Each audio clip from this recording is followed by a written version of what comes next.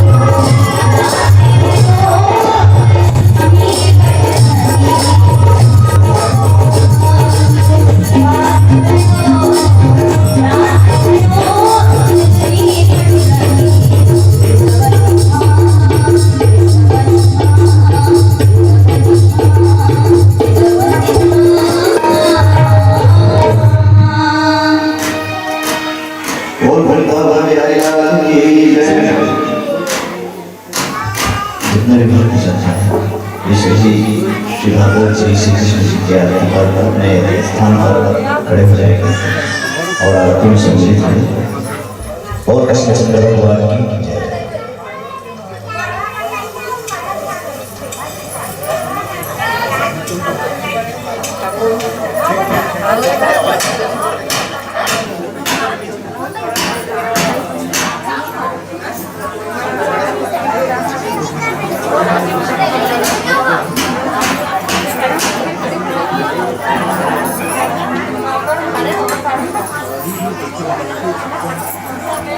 thấu ra ai làm chứ các món vậy chứ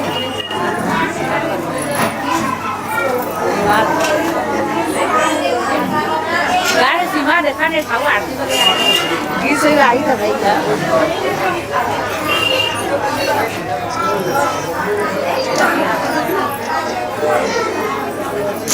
anh thì cái gì không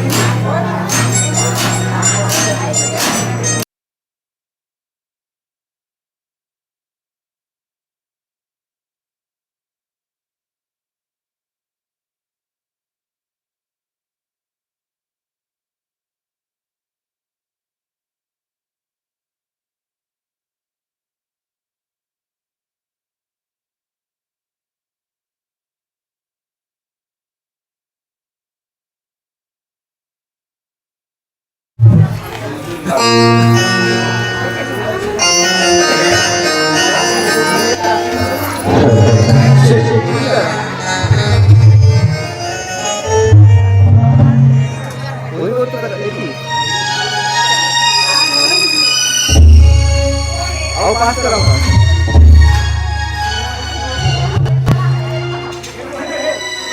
भगवान की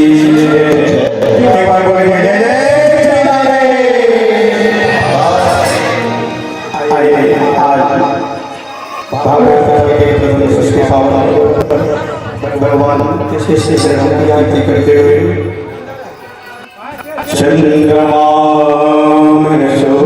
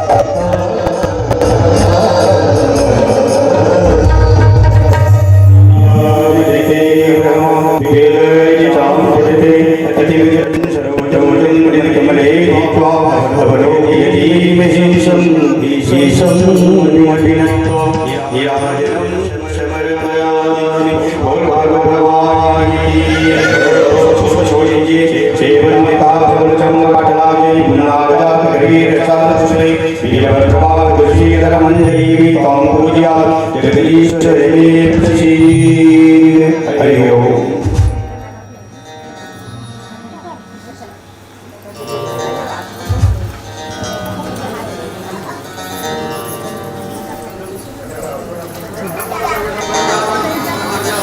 सभी भक्तजन ऐसे स्थान पर बैठ जाएंगे।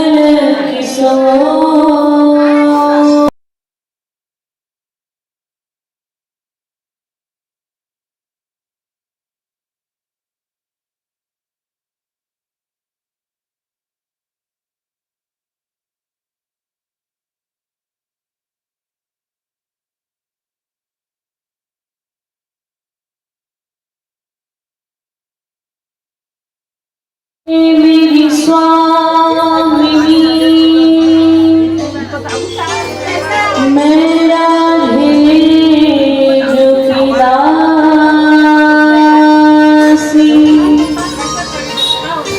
जन्म जन्म मोहि दीजियो सिमरन।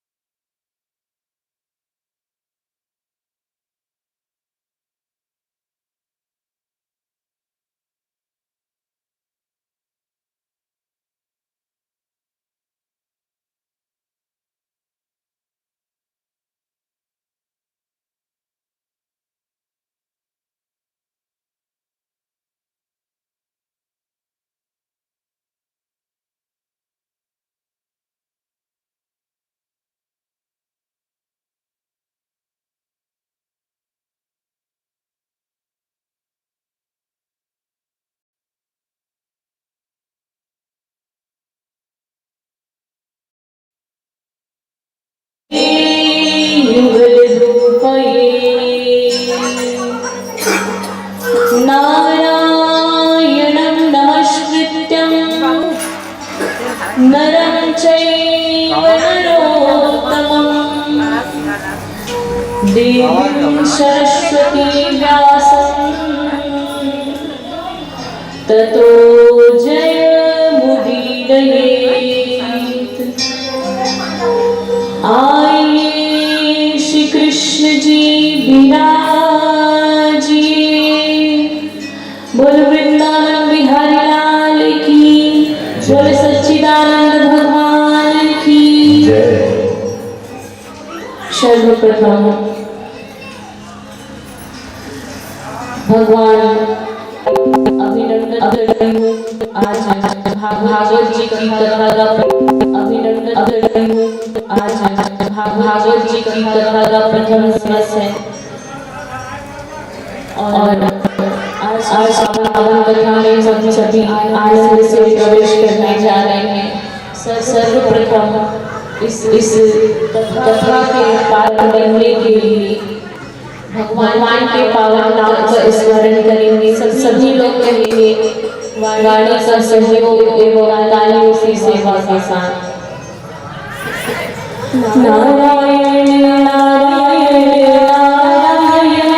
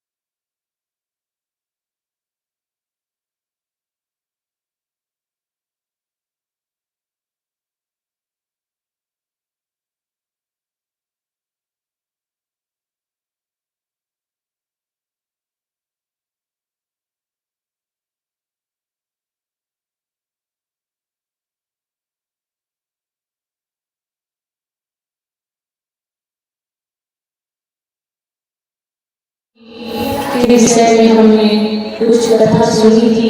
आज वही कथा हम विस्तार से श्रवण करेंगे कि ये कथा कैसे हम तक पहुंची, इस कथा का महत्व क्या है, भागवत की कथा श्रवण करने से हमें कौन से फल की प्राप्ति होती है। ये कथा किसने को सुनाना है? भागवत जी की जो रचना है महर्षि वेदव्यास जी महाराज ने की है। और पहला श्लोक इसमें लिखा है, सच्चिदानंद रूपाय विश्वोत्पत्त्यादि हेतवे तापत्रयी विनाशाय श्री कृष्णाय वयं नमः। हमारे प्रभु कैसे हैं? सत चित और आनंद को प्रदान करने वाले हैं। सत्य बोलने वाले ही हृदय में भगवान निवास करते हैं। जो प्रभु चैतन्य है, आनंद का परम धाम है, आनंद का सागर है, ऐसे हैं हमारे भगवान श्री कृष्ण। महर्षि वेदव्यास जी महाराज ने ये जो भागवत रूपी फल है, ये केवल और केवल कलिकाल के मनुष्यों के लिए ही गाई है, जिसमें भगवान के नाम का महत्व बताया गया है। और कहा भी गया है कि कलयुग केवल नाम आधार, कलयुग में केवल नाम का आधार है। ये जो कलिकाल है ये क्या है? वर्णन मिलता है कि अपार संसार समुद्र मध्य समाजत्यों में शरणमिति गुरु कृपालो कृपया दयित विशेष पादाम्बुज घनाओं का क्या है? पार संसार समुद्र में ये कलयुग रूपी समुद्र है। मनुष्य के जीवन में और समुद्र में कुछ समानताएं देखी गई है। क्या समानता देखी गई है? यदि हम समुद्र के एक किनारे पर खड़े होते हैं तो क्या हमें समुद्र का दूसरा किनारा दिखता है? नहीं दिखाई देता। उसी प्रकार से मनुष्य को अपने जन्म का पता तो होता है, लेकिन यदि आपको पूछे कि आप कब मरोगे, आप बता पाओगे क्या? नहीं, कोई भी नहीं बता पाएगा। इसलिए कहा गया है कि अपार संसार समुद्र मध्य। ये संसार क्या है? कलयुग रूपी समुद्र है। और इस कलयुग रूपी समुद्र में मानव का मन जिस प्रकार से मछली समुद्र में आनंदित रहती है, उसी प्रकार से इस कलिकाल रूपी समुद्र में मानव प्रसन्न है, लेकिन जानता नहीं है कि काल रूपी सर्प अपना मुंह खोल करके हमें अपना ग्रास बनाने के लिए हमारे सिर के ऊपर लटका हुआ है। कब हमारे ऊपर प्रहार करे और हम समाप्त हो जाएंगे, इस चीज का ठिकाना नहीं है। नैमिषारण्य तीर्थ क्षेत्र में 88,000 सौनकादि ऋषि विराजमान हैं। उसी समय श्री सुखदेव जी के परम लाडले शिष्य श्री सूत जी महाराज का आगमन हुआ। और जब श्री सूत जी महाराज आए तब हाथ जोड़ करके प्रश्न किया है कि हे श्री सूत जी महाराज, आप हमें बताइए कि इस कराल कलिकाल से हम कैसे बच सकते हैं। 3 प्रश्न यहाँ पे किया है। अज्ञान ध्वांत विध्वंस कोटि सूर्य समप्रभा सुताख्याहि कथा सारम मम कर्ण रसायनम। प्रभु, इस कराल कलिकाल में सभी मनुष्य अज्ञानी हो गए हैं और लोगों के जीवन का जो ज्ञान की ज्योति होती है ना, वो अज्ञान रूपी वायु के चलने से बुझ गई है। इसलिए प्रभु ऐसी कथा कहिए मम कर्ण रसायनम, जो हमारे जीवन के लिए रसायन का कार्य करे।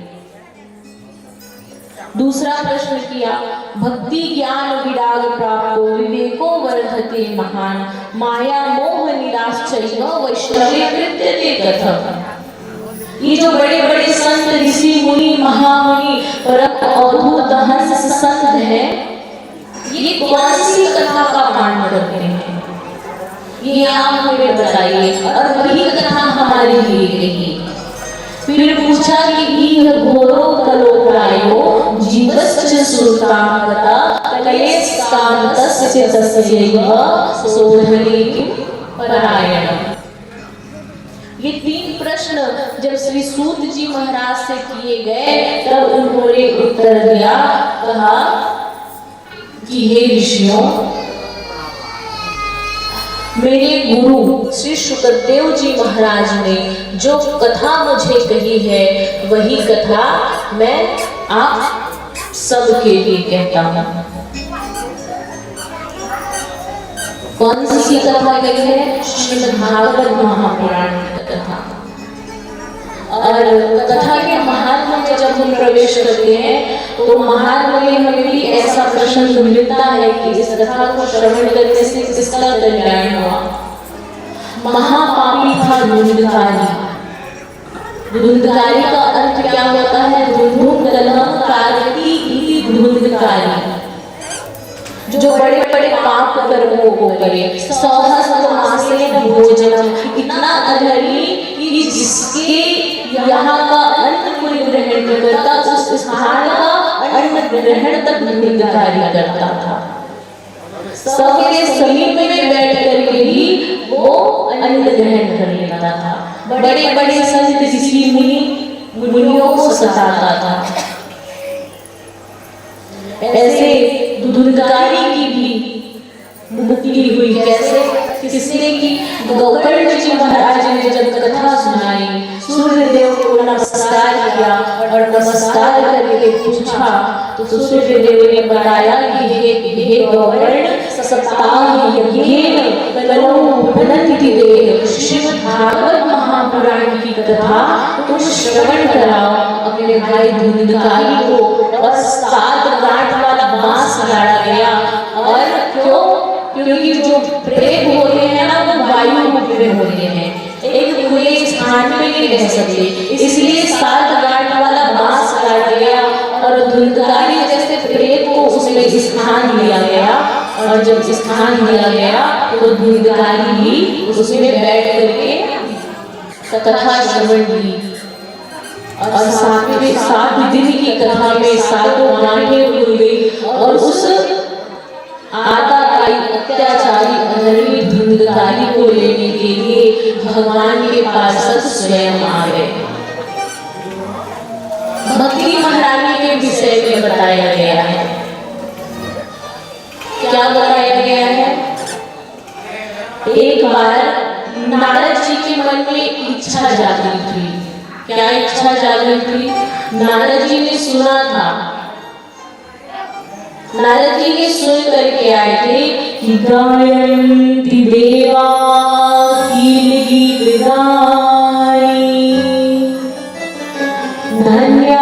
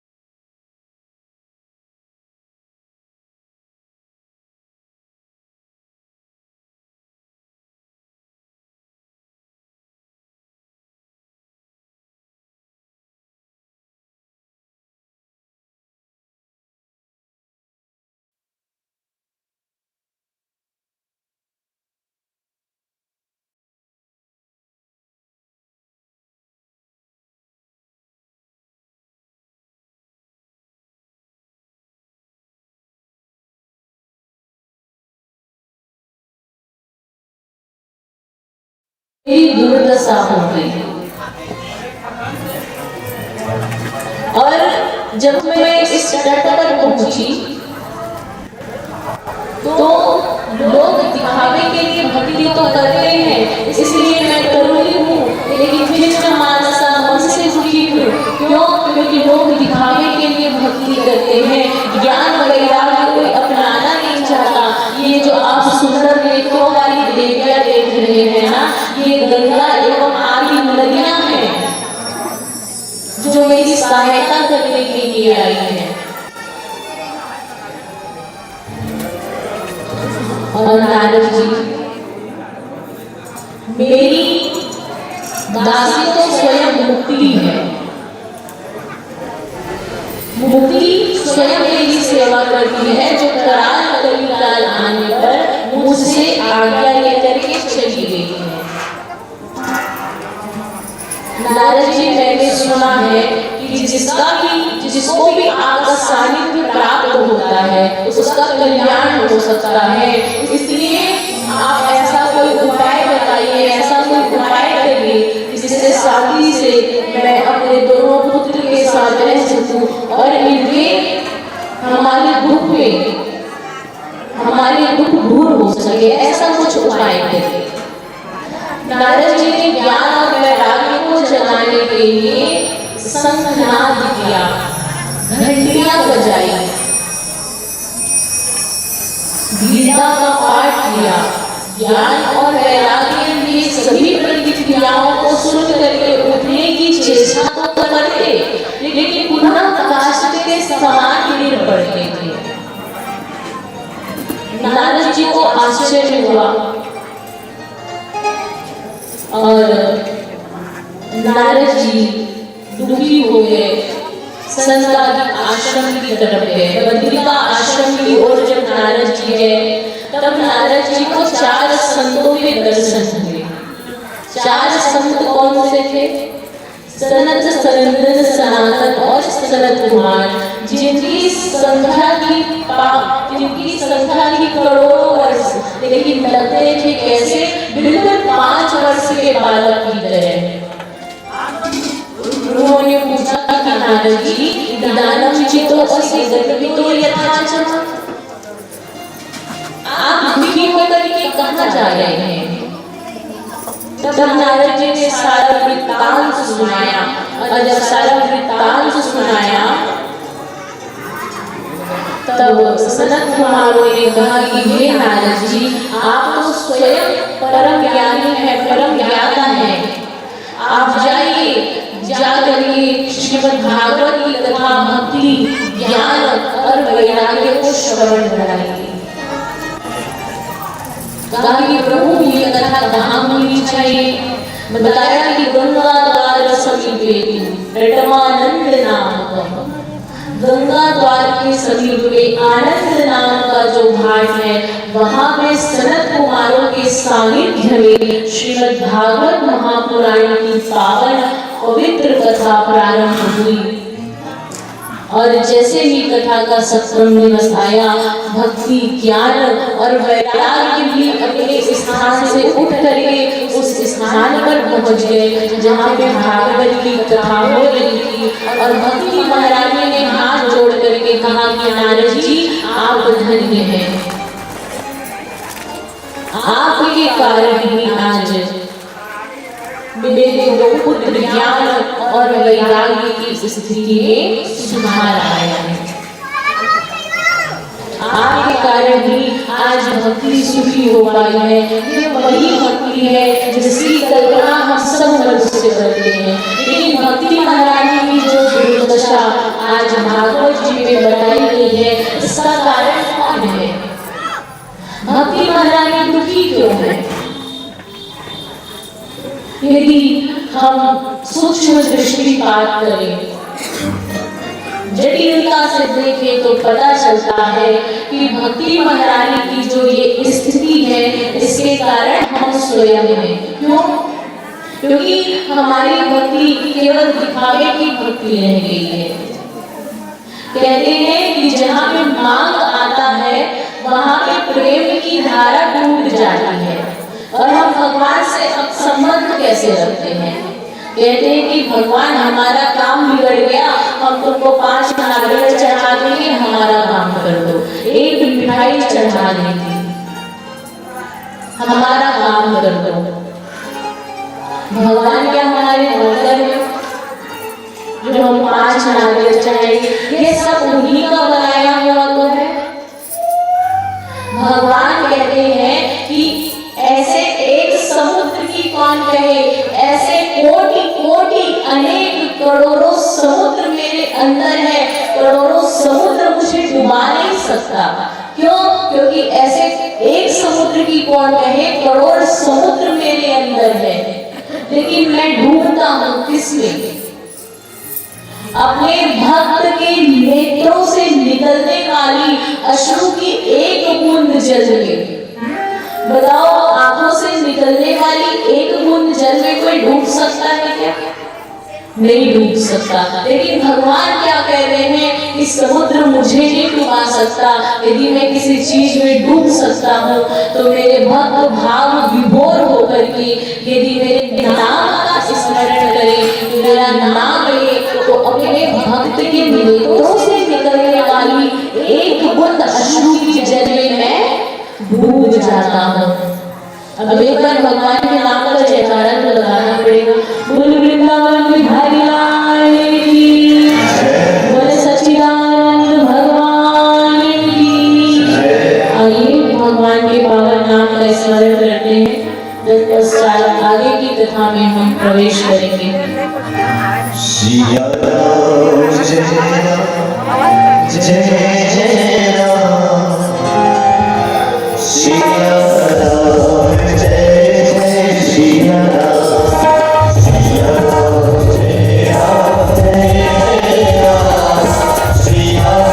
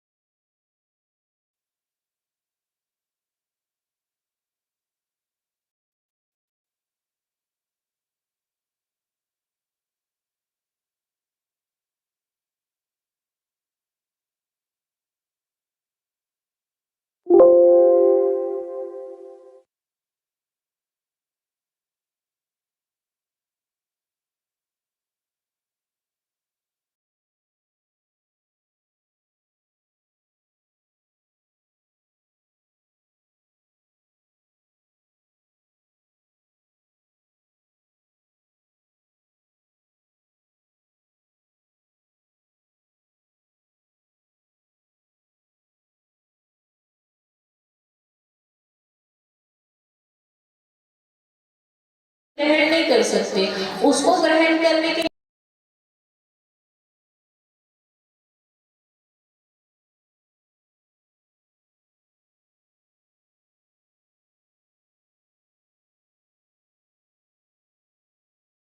गुरुजी बोलते कि नहीं, बोले हमको तो चाहिए।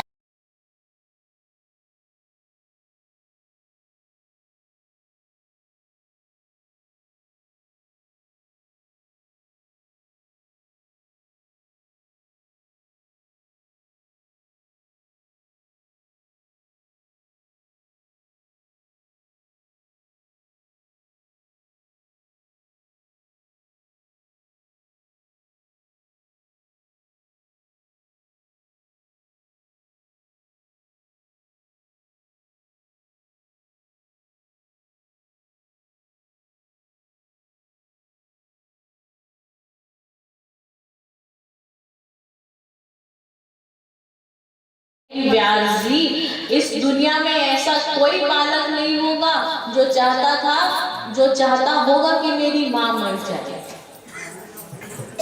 लेकिन मैं सच बताऊं तो मेरी माता एक दिन रात्रि में वन की ओर गई, और वन की ओर गई तो काले नाग ने मेरी माता को डस लिया और उसकी मृत्यु हो गई। लेकिन मैं ऐसा पुत्र हूँ जो माता की मृत्यु पर प्रसन्न हुआ। क्यों?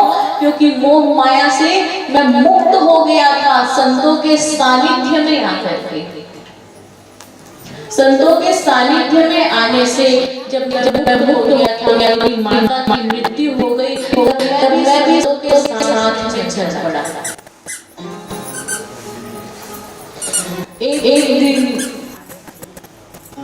मैंने ध्यान किया था और जिस भगवान के नाम को मैंने सुना था, जिनके रूप को मैंने सुना था, प्रभु कैसे हैं तो कस्तूरी तिलकम ललाट पटले छछले कौस्तुभम, जिनके ललाट पर कस्तूरी की तिलक शोभित होते हैं, छछले कौस्तुभम, जिनके वक्षस्थल में कौस्तुभ मणि लगी हुई है, चक्र गदा पद्म धारण किए हुए हैं, सुंदर मुख मंडल है। ऐसे भगवान का आंख बंद करके ध्यान करने लगा। और जब मैं भगवान का ध्यान करने लगा तो भगवान का सुंदर रूप मुझे दिखाई दिया। भगवान के उस सुंदर रूप के मैं निकट जाना चाहा, और जैसे ही निकट जाने की कोशिश करने लगा मेरे नेत्र खुल गए। जब नेत्र खुले तो देखा कि आसपास जंगल है।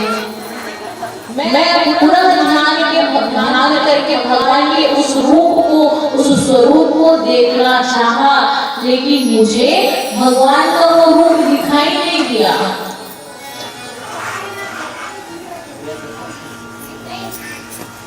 और उसी समय आकाशवाणी हुई कि नारद, यदि तुम मेरी कृपा के पात्र बनना चाहते हो तो तप करो और अपनी मृत्यु की प्रतीक्षा करो। व्यास जी, तब मैं अपनी मृत्यु की प्रतीक्षा करने लगा और वो शुभ घड़ी भी आई। देखिए नारद जी क्या कर रहे हैं, अपनी मृत्यु की घड़ी को शुभ घड़ी ले रहे हैं। वो शुभ घड़ी आई, वो पावन बेला आई जब मेरी मृत्यु हो गई और मैं भगवान के प्राणवायु से पूरा प्रकट हुआ। जब भगवान के प्राणवायु से मैं प्रकट हुआ, तब से लेकर के आज तक मैं इस लोक में विचर रहा हूँ, हरि नाम का, हरि कीर्तन का प्रचार कर रहा हूँ, प्रसार कर रहा हूँ। यही चीज आप करिए, यही कथा, ऐसी कथा और भगवान का ऐसा गुणगान सुनाइए कि जिससे लोगों का कल्याण तो होगी और आपके पुत्र सुखदेव भी आपके पास आ गए। नारद जी की बात को व्यास जी ने सुना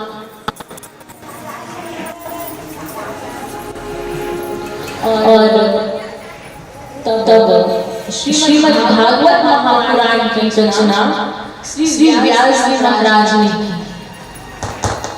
भागवत जी की रचना तो हो गई, लेकिन अब ये कथा पढ़ाई किसको, ये कथा बताई किसको, कथा का पात्र कौन है? बताया कि जो बालक सुखदेव है वही इस कथा का पात्र है, परम वैरागी है, परम त्यागी है, जिसमें स्त्री पुरुष मोह माया भोग विलास वासना ये जितने भी काम क्रोध मोह मद लोभ ईर्ष्या ये जितने भी विकार हैं सबसे मुक्त है श्री सुखदेव जी। तो अपने शिष्यों को भागवत जी के 2 श्लोक निकाल के दिए, कहा कि जाओ और जाकर के इस श्लोक को जल में पढ़ना। किस स्थान पे?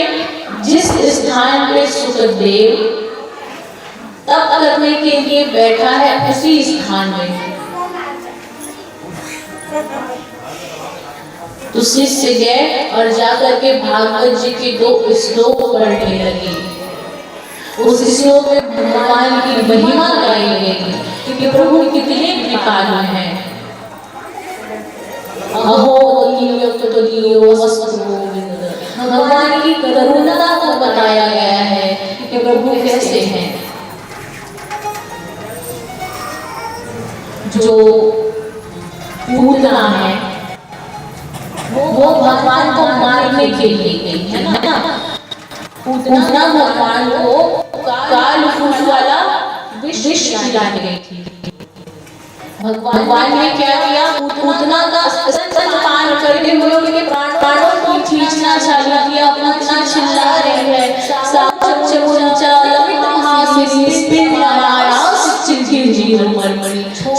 छोड़ दे अरे लाल वस्त्र छोड़ दे, मुझे कष्ट हो रही है, वेदना हो रहा है, अब तो छोड़ दे। भगवान ने कहा कि इतना सी मैं किसी को पकड़ता नहीं, पर यदि एक बार पकड़ लूंगा तो छोड़ता नहीं हूँ। जब तक उसका भव से बेड़ा पार न करूं तब तक नहीं छोड़ता। भगवान की करुणा को बताया गया कि विष खिलाने वाले को भी वो परम गति दी, वो दुर्लभ पद प्रदान किया गया, जिसे प्राप्त करने के लिए बड़े बड़े संत ऋषि मुनि महामुनि परम अद्भुत हंस सत्य लायक रहते हैं।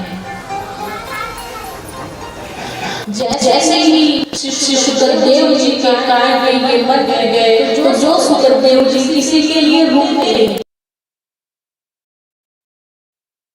किसी को अपने नेत्रों से देखते नहीं थे, किसी से बात नहीं करते थे, उन सुखदेव जी के आज इस मंत्र को सुन करके नेत्र खुल गए और शिष्यों के पास जाकर के हाथ जोड़ लिया, कहा कि मुझे भी ये मंत्र सिखाओ, मुझे भी बताओ ऐसे मंत्र कहाँ से तुम्हें मिले हैं जिसमें मेरी प्रभु के गुणगान को बताया गया है, प्रभु के नाम को बताया गया है, ऐसी कथा मुझे भी सुनाओ। सुखदेव जी ऐसे 1 2 3 4 5 10 20 100 श्लोक की ऐसे 18,000 श्लोक हैं। आप जाइए अपने पिता व्यास जी के पास और खूब श्लोक पढ़िए, जितना आप प्रभु से प्रेम करते हैं। श्री व्यास जी ने ऐसे ग्रंथ की रचना की है जिसमें भगवान नारायण के विषय में बताया गया है, और जिस पुत्र को प्राप्त करने के लिए व्यास जी व्याकुल थे वो परम अद्भुत हंस श्री सुखदेव जी महाराज स्वयं उठ करके आज व्यास जी के पास गए। कैसे गए? क्यों गए? क्योंकि ये नाम की महिमा है। भागवत जी में केवल नाम की महिमा बताई गई है और कलयुग में इसी की प्रधानता है। भागवत जी में लिखा है कि श्रवणं कीर्तनं विष्णु स्मरणं पाद सेवनम् अर्चनं वंदनं दास्यम् सख्यात्मनिवेदनम्।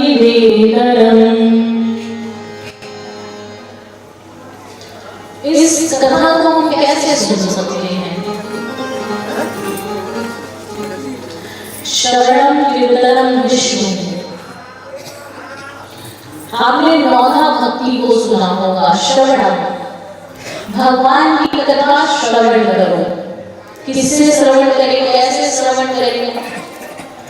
अपने कान की डोरे से इस कथा को सुनो मत, इस कथा को पियो। ये जो कथा है, सुनी हुई चीज हम भूल जाते हैं, लेकिन एक बार जिस चीज का स्वाद अपनी जिह्वा से चख लेते हैं ना, बार बार उस चीज को चखने के लिए जाते हैं। इसलिए कहते हैं कि इस कथा को सुनो मत, इस कथा को पियो, इस कथा का पान करो अपने कान की डोले से। प्रविष्णा कर्णरन्ध्रेयो, इस कान के माध्यम से भगवान की कथा हमारे हृदय तक जाती है, और जब हृदय तक पहुंच जाए तो अज्ञान रूपी अंधकार को हटा देती है, और मनुष्य के जो अज्ञान रूपी अंधकार के हटने से मनुष्य की कठिनाई भूल जाती है, मनुष्य के अंदर भक्ति प्रवेश करने लगती है। ये ऐसी कथा है, इसलिए कहते हैं कि इस कथा को पियो। ना तो इसलिए ये जो भागवत है ये एक फल है, इस फल में ना तो गुठली है ना तो छिलका है, केवल ये रसामृत है जो मनुष्य को आनंद देता है। इसलिए श्रवण भक्ति द्वारा इस कथा का पान करो, कीर्तन के द्वारा इस भक्ति को अपनाओ, और इस भक्ति को अपना करके हम सभी अपने जीवन में जो कष्ट है, वो दुख है, वो सभी समाप्त हो सकता है। आपको पता है, मनुष्य को जब भूख लगती है ना, तो खाने का सुख है वो क्षणिक है। एक रोटी खाई, 2 रोटी खाई, 3 रोटी खाई, 4 रोटी के बाद आंख खड़े कर दिया कि बस अब हो गई, अब नहीं खा सकते। ये जो निद्रा का सुख है ये भी क्षणिक है, काम का जो सुख है वो भी क्षणिक है, इस विश्व में जितना भी सुख है सब क्षणिक है। एक समय बाद मनुष्य हर सुख से उब जाता है। आपने आज एक नई गाड़ी ली, बड़े प्रसन्न हैं, कुछ समय बाद एक और गाड़ी ले ली, जो पहले गाड़ी ली थी उसमें प्रसन्नता नहीं है। कहने का मतलब है कि मानव का मन पल पल बदलते रहता है, वो परम आनंद को प्राप्त नहीं कर सकता। लेकिन यदि सच्चा आनंद किसी में है तो वो केवल और केवल भगवान श्री कृष्ण के नाम में है, राधा रानी के नाम में है। इसलिए हमें अधिक से अधिक नाम जप करना चाहिए। बहुत समय नहीं, बहुत ज्यादा नियम नहीं है, एक घड़ी आधी में पूरी आग, तुलसी चर्चा राम की हरे कोटि अपराध। एक घड़ी 24 मिनट, आधी घड़ी 12 मिनट, आधे में बुनियाद, उसमें भी आधा और उसका भी आधा। यदि आप 5 मिनट भी भगवान का नाम लेते हैं ना, तो जितने भी ताप हैं, दैहिक, दैविक और भौतिक, 3 प्रकार के ताप बताए गए हैं। दैहिक, दैविक, भौतिक तापा राम राज काहू नहीं व्यापा। ये तीनों एक ताप की कौन कहे? 3 प्रकार के ताप समाप्त हो जाते हैं। कैसे? भगवान के भजन को करने से, भगवान के नाम को लेने से। ये नाम की शक्ति है।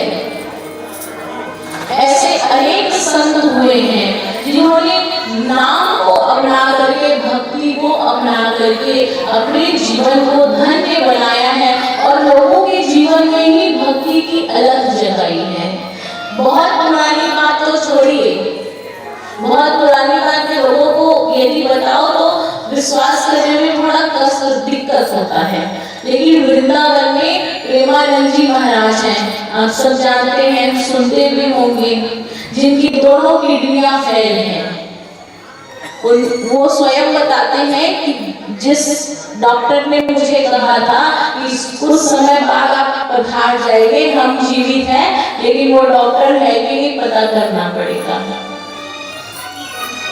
जहाँ पे विज्ञान, जहाँ पे चिकित्सा में फेल खा जाता है ना, वहाँ पे श्रीमद् भागवत महापुराण की कथा, नाम की महिमा आती है।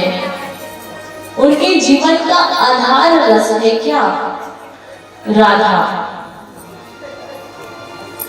और भगवान श्री कृष्ण तक पहुंचने का सबसे सरल मार्ग है क्या है? ऐसा कौन सा नाम है जिसमें भगवान श्री कृष्ण प्रसन्न होते हैं? भगवान श्री कृष्ण जिसके आगे पीछे डोलते रहते हैं, बताइए कौन सा नाम है? जोर से बोलिए, मुझे थोड़ा कम सुनाई देता है, सुनने में दिक्कत है, इसलिए और जोर से बोलिए। तो जपेंगे कि नहीं राधा नाम? पक्का? दोनों हाथ उठा के जपिएगा। राधे राधे रटो चली आई बिहारी, राधे रटो चली आई बिहारी, राधे राधे रटो चली आई बिहारी, राधे राधे रटो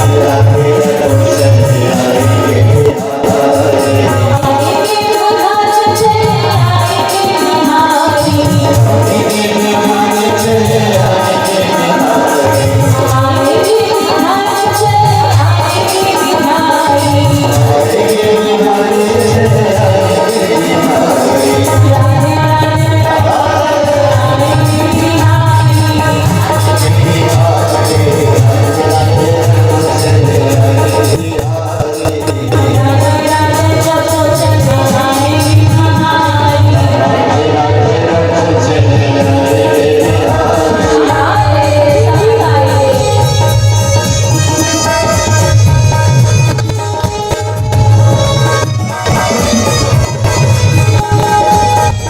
आई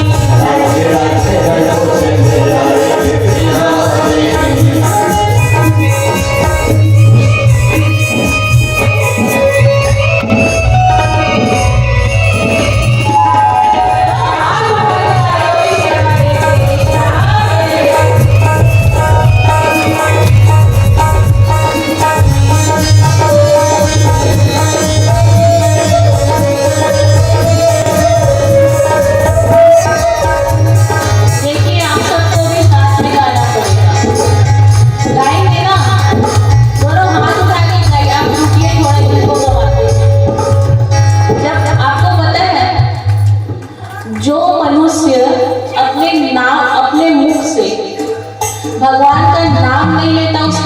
किसके समान होती है?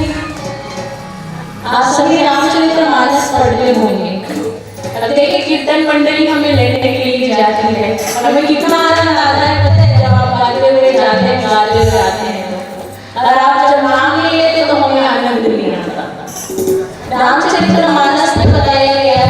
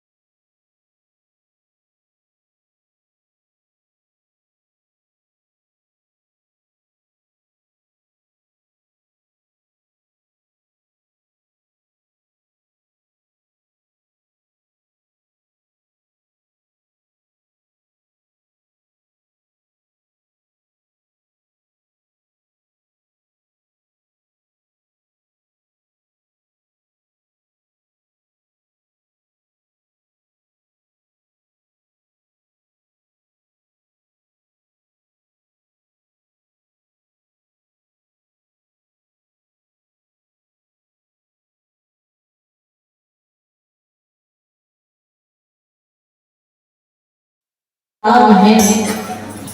एक बार जो इस नाव में डूब जाता है ना, निकलना असंभव है। कहते हैं कि जब वृंदावन कभी मत जाना, वृंदावन कभी मत जाना। क्यों? क्योंकि अगर एक बार वृंदावन चले गए ना तो वहीं के हो जाओगे, वापस आ नहीं पाओगे। और यदि वृंदावन चले भी गए तो आप बिहारी जी के मंदिर तो जाना ही मत।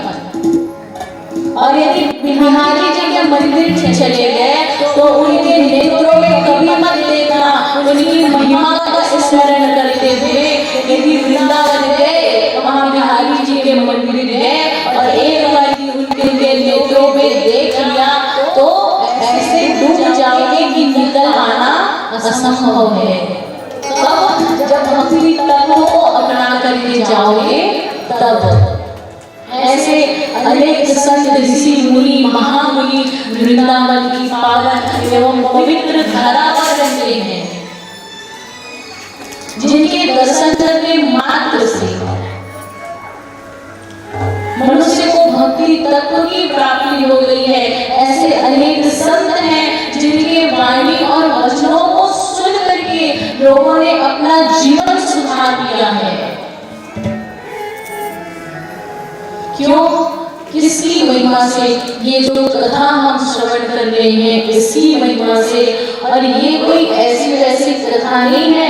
आपको पता है जिस स्थान पर श्री राम कथा होती है, भागवत जी की कथा होती है, कोई भी कथा होती है जहाँ भगवान के नाम को गाया जाता है, वहाँ पे हनुमान जी स्वयं वृद्ध का रूप बना करके कथा में सबसे पहले सुनने के लिए बैठ जाते हैं और सबसे अंतिम में प्रसाद ग्रहण करके ही जाते हैं।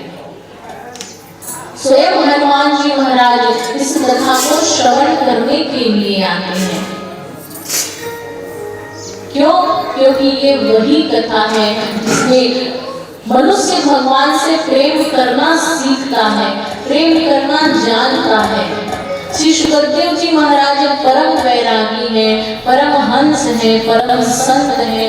और आज जब श्रीमद् भागवत महापुराण के 2 श्लोक उनके कान पर पड़े तो उनके नेत्र खुल गए, जो किसी को देखते नहीं थे। वे शिष्यों से पूछते हैं कि मुझे भी ये कथा बताओ, ये कौन सी कथा है?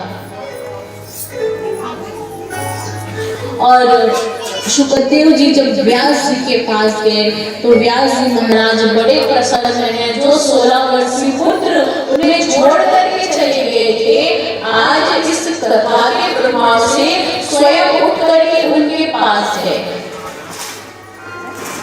और जाकर के कहा कि हे पिताजी, मुझे भी ये कथा पढ़ाइए, मुझे भी ये कथा सुनाइए। और श्रीमद् भागवत महापुराण की पावन एवं पवित्र कथा आज श्री व्यास जी ने श्री सुखदेव जी महाराज को सुनाई। यही कथा आज आप हम सब श्रवण कर रहे हैं। अब एक बार जयकारा तो लगाना पड़ेगा। बोल श्री भागवत महापुराण की जय जय श्री राम, जय जय श्री राम। आगे भागवत जी में महाभारत की कथा का वर्णन आता है और महाभारत की कथा में इतने सुंदर सुंदर श्लोक हैं, इतने सुंदर सुंदर चरित्र हैं। इस कथा के लिए 1 2 3 4 5 का यदि हम 10 दिन तक इस प्रसंग को श्रवण करें ना तो भी मन भरने वाला नहीं है। और पांडवों के जहाँ पे महाभारत की कथा का वर्णन आता है, वहां से विशेष रूप से ये देखा जाता है कि महाभारत की कथा क्यों हुई। महाभारत की कथा का मुख्य कारण क्या था? तो विद्वज्जन बताते हैं और लोगों से पूछो तो लोग कहते हैं कि द्रौपदी के कारण हुआ। कोई कहता है कि पांडवों के कारण हुआ, कोई कहता है कि भगवान श्री कृष्ण के कारण हुआ। लेकिन ये कथा हुआ क्यों, मुख्य कारण क्या है?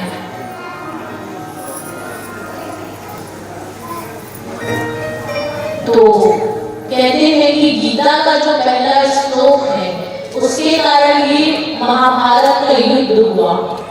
जो विद्वज्जन है वो ये बताते हैं कि गीता का जो पहला श्लोक है ना, उसके कारण ही ये महाभारत का युद्ध हुआ। गीता का पहला श्लोक क्या है? और धृतराष्ट्र ने संजय से क्या पूछा है?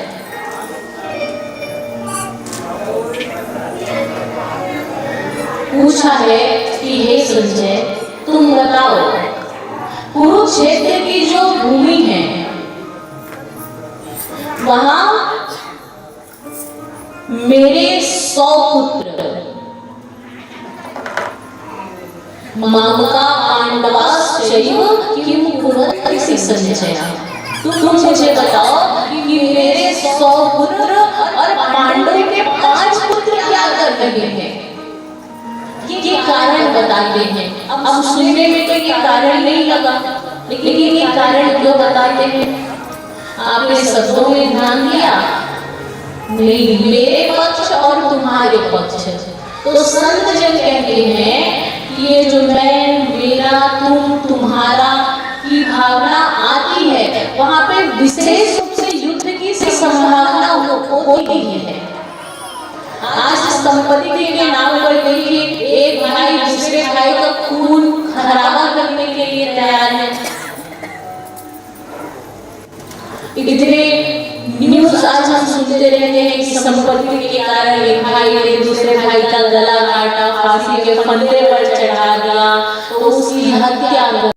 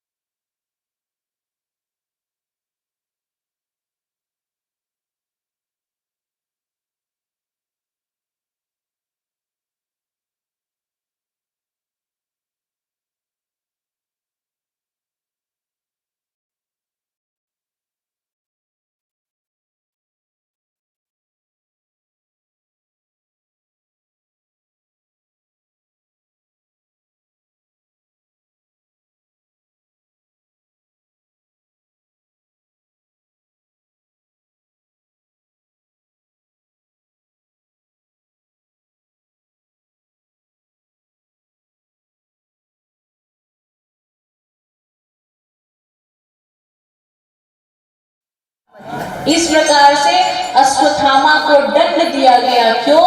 क्योंकि वो बाल घाती था। क्योंकि बालकों को मारना, किसी शिशु की हत्या करना ये उचित नहीं होता। वो दंड का अधिकारी था। अश्वत्थामा को दंड दिया गया।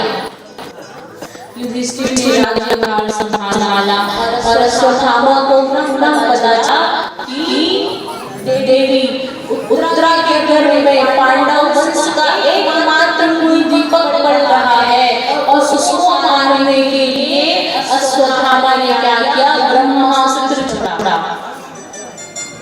और जब अश्वत्थामा ने ब्रह्मास्त्र छोड़ा तो यहाँ पे देवी उत्तरा कृष्ण जगतपते कृष्ण महाबाहो कृष्ण जगत गुरु लेते हुए भगवान श्री कृष्ण के तरफ भाग रही है। और देवी कुंती देवी भगवान के चरणों में विनती की कि हे प्रभु, नमस्ते पुरुषं पाद्यो विश्वरं प्रकृतेः परम् अलक्षणं सर्वभूतानां अन्तर्वहिनावस्थितं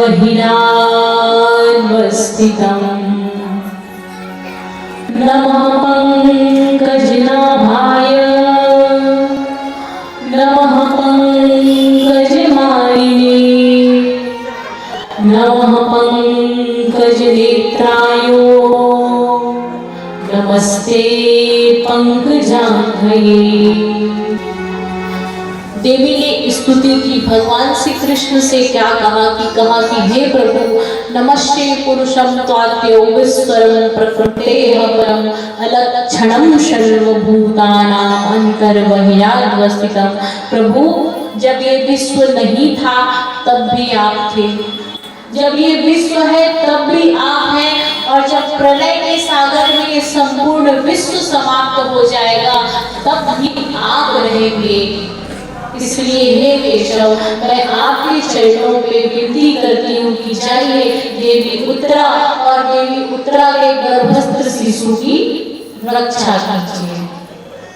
फिर क्या कहा? भगवान ने संपूर्ण अंग प्रति अंग की स्तुति की। नमः पंकजनाभाय नमः पंकजमालिने नमः पंकजनेत्राय नमस्ते पंकजांघ्रये। प्रभु, आप कैसे हैं? नमः पंकजनाभाय। पंकज कहते हैं कमल के पुष्प को। प्रभु, आप कमल के पुष्प के सदृश सुंदर, कोमल एवं अत्यंत सुकुमार हैं। नमः पंकज नेत्राय। प्रभु, आपके नेत्र कमल की पंखुड़ियों के समान कटीले, कोमल जैसे अत्यंत सुकुमार हैं। नमः पंकज नेत्राय नमस्ते पंकजांघ्रये। प्रभु, आपकी जंघाएं कमल के पुष्प के सदृश कोमल है। केशव, मैं आपसे विनती करती हूँ हे कृष्ण, देवी उत्तरा और देवी उत्तरा के गर्भस्थ शिशु की रक्षा कीजिए। और देवी उत्तरा भागती हुई भगवान के नाम को लेती हुई भगवान श्री कृष्ण के पास दौड़ रही है। अब एक बार जय श्री कृष्ण तो बोलना पड़ेगा। बोल वृंदावन बिहारी लाल की, बोल सच्चिदानंद भगवान की। आइए भगवान का पावन नाम स्मरण करते हैं, तत्पश्चात आगे की कथा में हम प्रवेश करेंगे। मेरी पतरा हो गिरधारी, मैं दुखिया शरण प्यारे।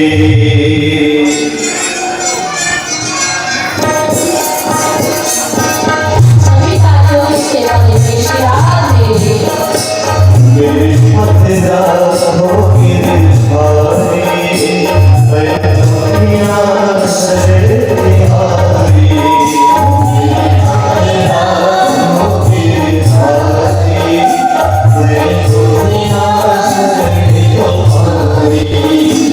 मैं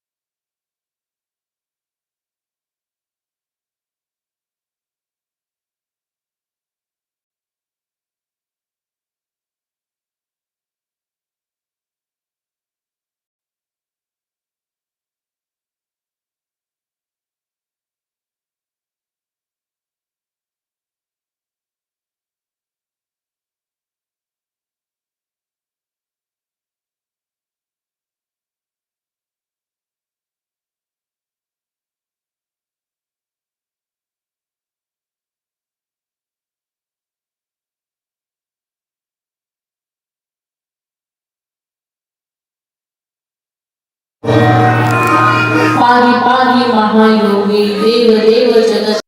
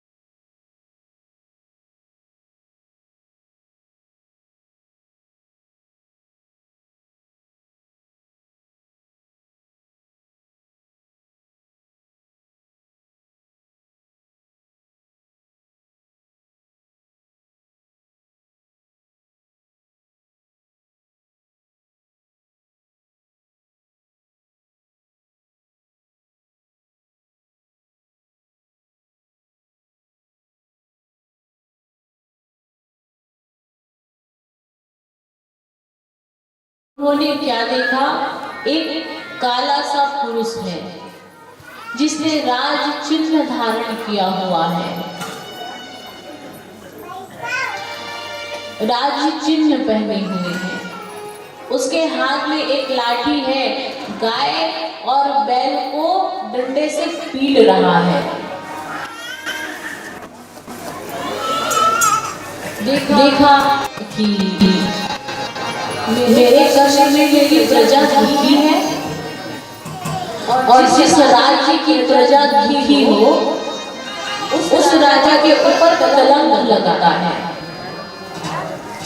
इसलिए तुरंत तलवार निकाल करके परीक्षित जी उस पुरुष के पास पहुंच गया। कहा कि अरे तू कौन है और मेरे राज्य में मेरी प्रजा को मेरे सामने कष्ट दे रहा है?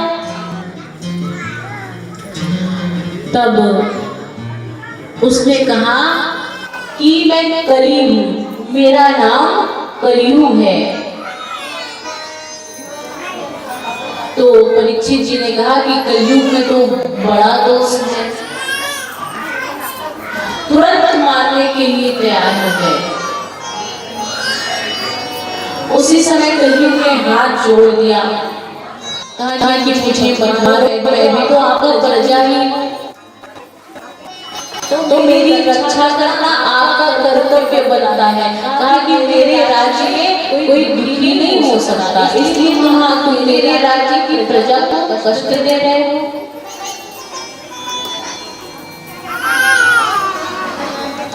उस समय कलयुग ने अपनी विशेषता बताई। कलयुग में यदि बहुत सारे अवगुण है, बहुत सारे दुर्गुण है ना, तो कलयुग की कुछ विशेषता भी है। वही विशेषता आज कलयुग परीक्षित को बता रहे हैं। कहा कि जब सतयुग था ना तो तप करो, 1000 लाख करोड़ वर्ष तक तप करो, तब भी भगवान नहीं मिलते थे। त्रेता युग आया, यज्ञ करो, द्रव्य यज्ञ, तपो यज्ञ, स्वाध्याय यज्ञ, अश्वमेध यज्ञ, राजसू यज्ञ, बड़े बड़े यज्ञ करो, तब जाकर के भगवान मिलते थे। फिर द्वापर युग आया और जब द्वापर युग आया तो भगवान की पूजा करो, भगवान की सेवा करो, 12 घंटे 15 घंटे, तब जाकर के भगवान मुश्किल से मिलते थे। उसमें भी कोई गारंटी नहीं है कि भगवान ने कहीं एग्रीमेंट नहीं किया है तुम मेरी इतनी देर सेवा करो तो मैं मिल जाऊंगा, नहीं। लेकिन कलयुग में भगवान ने स्वयं कहा है कि